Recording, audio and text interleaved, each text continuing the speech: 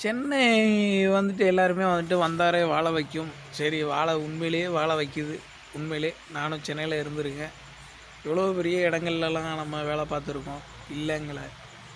நம்ம திருநெல்வேலியில் ஆட்டோ ஒரு சின்ன ஒரு ஒரு 1/2 கிலோமீட்டரோ 1 கிலோமீட்டரோ ஒரு வெயிலில் நம்ம வரோம், மழையில் வரோம். போகிற இடத்துக்கு எவ்வளவு தெரியுமா? ஒரு ஆட்டோ டிரைவர் சம்பாதிக்கிறது டீசல் போக ரூ. 300 மாதம் 9,000 தான். இதை வச்சு ஒருத்தன் குடும்பத்தை ஓட்டி ரன் பண்ணிக்கிட்டு இருக்கான். ஒரு டிரைவர் திருநெல்வேலியில் டிரைவருக்கு சம்பளம் எவ்வளோ தெரியுமா? 15,000 தான். வெறும் 15,000, டெய்லி 500 லீவே கிடையாது. 30 நாளும் உழைக்கணும். இந்த மாதிரி திருநெல்வேலி தென் மாவட்ட நிலைமைகள் எல்லாருமே வந்துட்டு திருநெல்வேலி மட்டும் இல்லை, தென் மாவட்டங்களில் வந்துட்டு மிகப்பெரிய, அதாவது 1000 கொடுக்க ஓனர்களும் முதலாளிகளும் இருக்கலாம். நான் சொல்கிறது வந்துட்டு ஒரு பேசிக் அடிமட்டத்தை நான் சொல்லிக்கிட்டு இருக்கேன். நீங்கள் எல்லாருமே ஹையஸ்ட்டு பீப்புள், மிகப்பெரிய ஒரு ஜாம்பவான்கள், கோடிக்கணக்கு குரோர், 30,000 40,000 50,000 நடிகர்கள், ஒரு நடிகைகள், நீங்கள் எல்லாருமே வந்துட்டு நீங்கள் பேசலாங்க. அடிப்பட்ட ஒரு குடும்பத்தில் இருந்து நான் பேசுகிறேங்க. என் குடும்ப வாழ்வாதாரம் உங்களுக்கு தெரியுமா?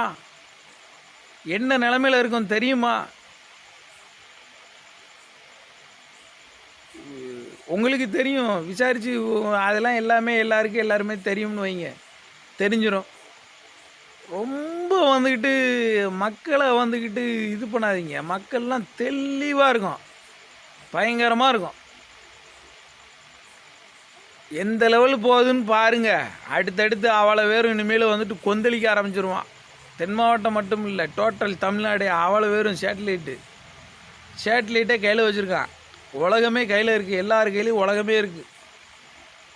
இதுதான் தீர்ப்பே, எல்லாருடைய தீர்ப்பும். எல்லாரும் வந்துட முடியாது. நல்லதை செய்ததுக்கு யார்? அதுக்கு முன்னாடி நல்லதை செய்யுங்க. அரசியல் ஆக்காதீங்க. India level போராடுங்க. மத்திய அரசுங்கிறத நான் பிஜேபின்னு நான் சொல்லதுக்கு நான் வரலை. நான் ஜாதி மதம் அப்பாற்பட்ட ஒரு ஆள். உண்மையாகவே நான் சொல்கிறேன், இந்தியா ஜெயிக்கணும். இந்தியா லெவல் வாங்க. ஒரு ஆர்மியில் நீங்கள் பார்டரில் நிற்கிற மாதிரி நில்லுங்க. சும்மா தமிழ்நாடு வடக்க வரக்கூடாது, அவன் வரக்கூடாது, இவன் வரக்கூடாது. அவ்வளோ பேரும் வடக்க இருந்து வந்துட்டு இங்கே ஹிந்தியிலேருந்து தமிழ் பேசிக்கிட்டு இருக்கான். நமக்கு ஹிந்தி தெரிய மாட்டேக்கு. அங்கேருந்து வந்துக்கிட்டு தமிழில் வாயாங்க. என்னையா நடக்கு? கேட்டால் நம்ம அதை கற்றுக்கிடக்கூடாது, இதை கற்றுக்கிடக்கூடாது, அப்படி இப்படி. ஆனால்